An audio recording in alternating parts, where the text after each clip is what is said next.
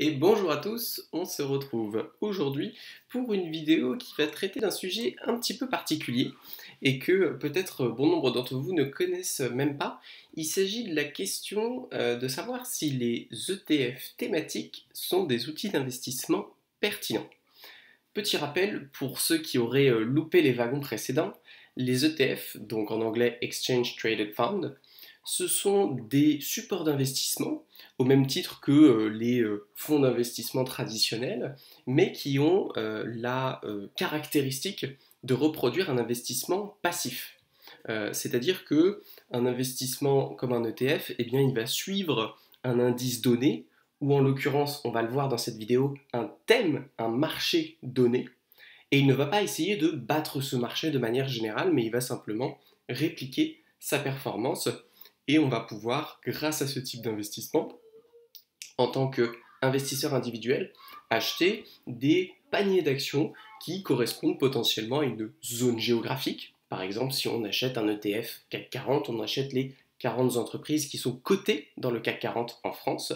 Si on achète un ETF thématique lié à l'eau, eh bien l'entreprise qui vend l'ETF, eh bien elle va sélectionner des entreprises dont la valeur est intrinsèquement liée à la question de l'eau. Donc ça peut être effectivement des entreprises comme Veolia qui sont chargées de la distribution de l'eau. Ça peut être des entreprises qui vont investir dans les questions de désalinisation de l'eau de mer en eau potable. Voilà, tout ce type d'industrie. Ce qu'il faut comprendre, c'est que les ETF thématiques, ils ont eu une popularité très grandissante, notamment en Amérique, mais nul doute que, comme la plupart des tendances, et notamment en termes d'investissement, eh bien l'Europe suivra. Il y a eu vraiment un boom des ETF thématiques, avec notamment des ETF qui étaient très porteurs et qui ciblaient des secteurs qui semblent ne pouvoir que grossir à l'avenir. Concrètement, il s'agit principalement des ETF concernant la technologie, concernant par exemple les énergies renouvelables. Il y a eu aussi un énorme engouement pour les ETF liés à la commercialisation du cannabis au Canada, une fois que ça a été légalisé. Euh, donc l'idée c'est quoi? L'idée c'est de s'exposer à un marché porteur, parce qu'on pense que ce marché en général est plus porteur que un ETF plus classique, indiciel par capitalisation boursière, qui va représenter l'ensemble des secteurs de l'économie à hauteur de leur capitalisation boursière. Alors que l'investisseur qui va choisir un ETF thématique, il va dire, ok, cette thématique aujourd'hui, la thématique de l'eau, la thématique des énergies renouvelables, si on regarde au niveau de la capitalisation boursière, ça ne vaut pas beaucoup. Mais moi, je crois que ce marché, il a un tel potentiel qu'il va me permettre d'avoir un rendement qui est plus intéressant qu'un ETF traditionnel. Comme souvent, le mieux est l'ennemi du bien. Et comme souvent, quand on essaye de chercher des raccourcis, des alternatives, ça se retourne contre nous en tant qu'investisseurs et notamment investisseurs particuliers. Et c'est typiquement le cas des ETF thématiques qui sont de très mauvais produits d'investissement. Et on va essayer de comprendre pourquoi.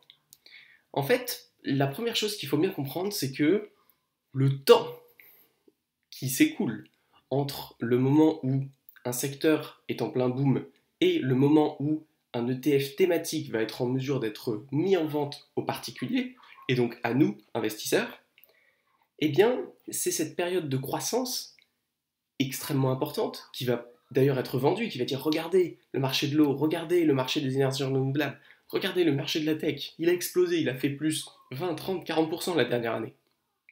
Sauf que c'est un petit peu le même principe que de s'amuser à acheter des actions lorsqu'elles viennent de faire plus 50%. On sait que globalement, c'est pas une stratégie qui est vraiment gagnante. Et en fait, les ETF, parce que eh bien, il y a ce délai entre le moment où ils sont disponibles à la vente et le moment où la croissance du secteur est effective, eh bien, fait que les investisseurs vont toujours arriver entre guillemets après la bataille, une fois que le gros de la croissance sera passé, et donc ils vont probablement acheter à cette espèce de all-time high qui fait qu'ils vont expérimenter des retours sur investissement plutôt médiocres. Mais il est décent de se poser la question, comment c'est possible que des secteurs qui, effectivement, ne peuvent a priori que grossir, puissent ne pas donner de rendement intéressant? En fait, il y a une très bonne raison à ça, mais c'est intéressant de s'en rendre compte. Le meilleur pour moi exemple, c'est la question des énergies renouvelables. Les ETF énergies renouvelables, d'un point de vue économique, il est évident que c'est quelque chose qui va se développer, qui a besoin d'investissement, c'est quelque chose qui connaît des améliorations technologiques extrêmement importantes, c'est quelque chose qui est subventionné par bon nombre d'organisations même publiques, donc ça fait rentrer de l'argent dans le marché, même au-delà de la question de l'offre et de la demande. Et pourtant, le rendement des ETF et même des entreprises de manière générale qui sont sur le secteur de l'énergie renouvelable, eh bien, ils ne sont pas infiniment plus grands que ceux du pétrole. Et bien, en fait, c'est très simple. Il faut comprendre que le marché des énergies renouvelables, c'est un gâteau. C'est un très gros gâteau, et c'est un gâteau qui est voué à grossir. Donc ça, c'est la bonne nouvelle. Sauf que cette bonne nouvelle, eh bien, elle est connue de tous. Et c'est bien ça qu'il faut comprendre. C'est que dès lors que tout le monde sait qu'il y a un énorme gâteau et que ce gâteau tente à grossir de manière relativement certaine, eh bien qu'est-ce qui va se passer? Il va y avoir une multiplication des acteurs, concrètement une multiplication des entreprises qui vont essayer de s'arracher une part de ce gâteau et qui vont donc devoir rentrer en concurrence les unes avec les autres de manière la plus féroce possible. Et qui dit concurrence dit moins de rentabilité pour les investisseurs. Concrètement, ce qui se passe, c'est que certes le gâteau est énorme et certes il va grossir, ça c'est indéniable, mais en fait en tant qu'investisseur, il va être divisé entre tellement de parts que finalement la part sera relativement petite.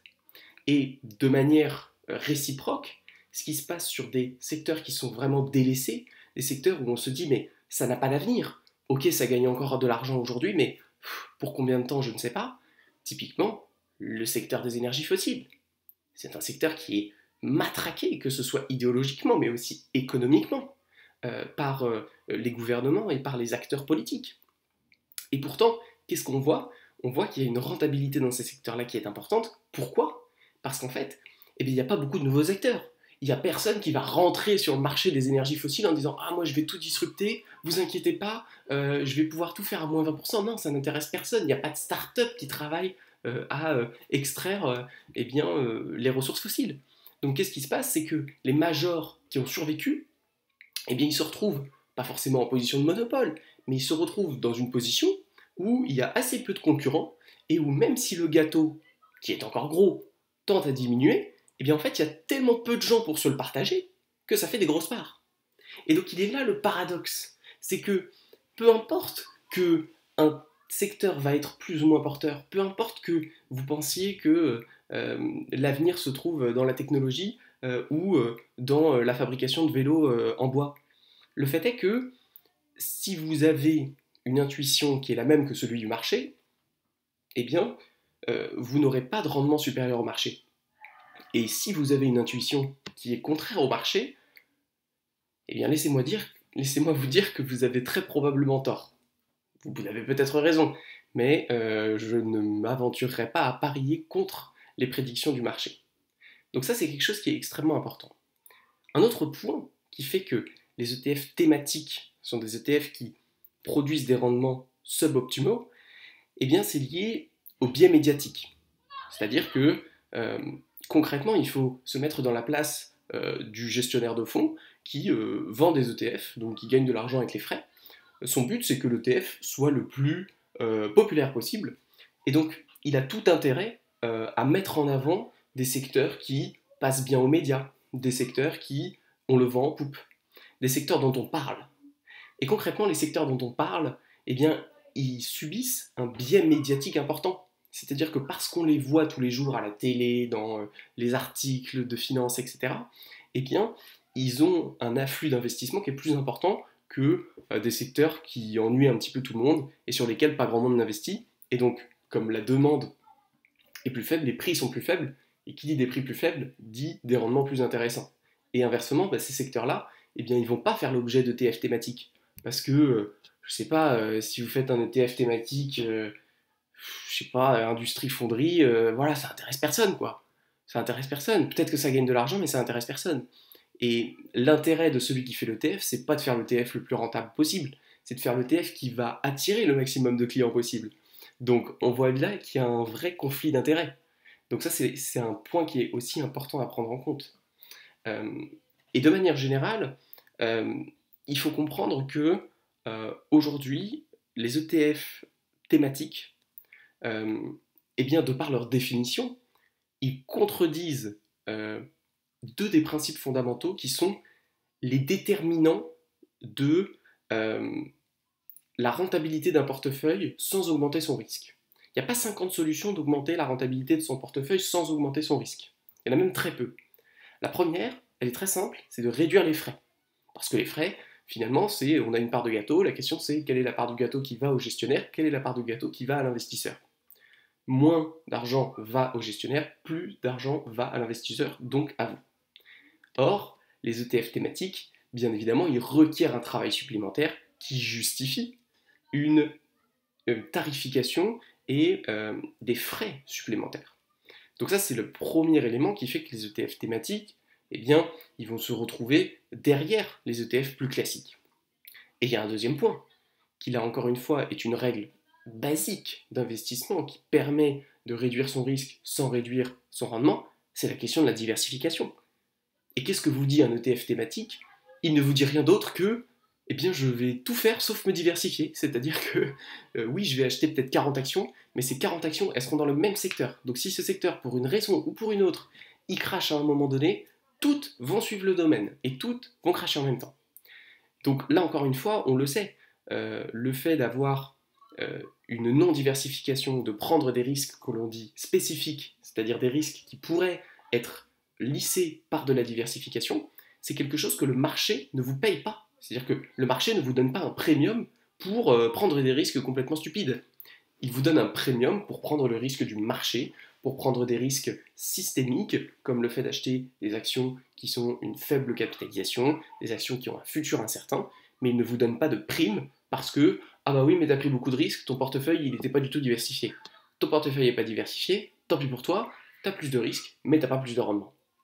Donc concrètement, ça, ce sont les raisons vraiment mathématiques qui font qu'un portefeuille d'ETF thématique eh bien, va performer beaucoup moins bien qu'un ETF relativement simple. Donc faites attention, encore une fois, aux investissements et aux actifs qui semblent pouvoir dépasser la moyenne et qui semblent pouvoir dépasser le marché. Bien souvent, il y a anguille sous roche, comme on a pu le voir lors de cette vidéo. Après, je veux ajouter un bémol. Pour moi, il y a une raison, et qui peut être une raison très défendable d'acheter des ETF thématiques, mais en fait, il faut bien comprendre que c'est une raison qui n'est pas financière. Et oui, il peut y avoir de très bonnes raisons d'investir dans un actif financier qui n'est pas une raison financière. Concrètement, c'est la question des valeurs. C'est la question de l'alignement entre les actions qui sont prises et ce que l'on croit être fondamentalement la bonne chose à faire. C'est aussi une des raisons pour lesquelles des investisseurs vont être OK avec le fait d'acheter des ETF thématiques énergie renouvelable, alors qu'ils ont très bien conscience qu'ils vont payer des frais supplémentaires, qu'ils vont avoir une plus grande volatilité, qu'ils vont avoir un moins bon rendement, mais ça, c'est le prix qu'ils payent pour être alignés avec leurs valeurs. Et ça, on peut le respecter. Après, ça peut se discuter. On peut se demander, est-ce que vraiment les investissements qui sont dits renouvelables ont vraiment un impact positif sur l'environnement? Ça, c'est un autre débat. Mais en tout cas, il y a un vrai intérêt cognitif à utiliser les ETF thématiques pour effectivement être aligné avec ces intérêts. Néanmoins, personnellement, si je devais faire aligner mes investissements avec mes valeurs, eh bien je ne choisirais pas des ETF thématiques, mais je choisirais directement des entreprises. Si vraiment ce qui vous intéresse, ce n'est pas le rendement, ce n'est pas la performance, ce n'est pas réduire le risque, et donc concrètement ce ne sont pas vraiment des critères financiers, bien que vous êtes OK de gagner de l'argent avec, mais ce n'est pas votre premier ressort. Et bien dans ce cas-là, allez sur le site des entreprises, formez-vous, informez-vous, et dites-vous, mais quel est le projet que j'ai envie d'aider? Quel est le projet que j'ai envie de soutenir? Dans quoi est-ce que j'ai envie d'investir? Et là, vous trouverez des tonnes d'entreprises, des grosses comme des petites, qui ont une réelle vision. Quand on parle de vision, on pense directement potentiellement à Tesla, qui a une vision qui est particulière et que beaucoup de gens ne partagent pas, mais qui est une vision qui est basée sur la technologie, sur une croissance économique importante, une robotisation de l'économie. Si on croit en cette vision, eh bien on peut investir en Tesla, même si on ne pense pas que c'est le meilleur investissement. Et à l'inverse, on peut investir dans une entreprise qui fabrique des jouets en bois parce qu'on considère que les jouets en bois, ça va rendre le monde meilleur, que ce soit pour les enfants ou pour les personnes qui les fabriquent. Et là encore une fois, on peut investir pour des raisons cognitives et non pas des raisons financières. Cependant, il est important de faire la distinction. Il est important de se dire, est-ce que j'investis pour optimiser l'efficacité de mon portefeuille financier ou est-ce que j'investis pour être en cohérence avec la personne que j'ai envie d'être? Et ça, ce sont des choses qui ne sont pas forcément évidentes à lier, mais ce sont des éléments qui jouent effectivement dans la question de l'investissement. Donc n'hésitez pas à liker la vidéo si vous l'avez appréciée, à vous abonner si vous voulez voir les prochaines, et puis je vous dis ciao!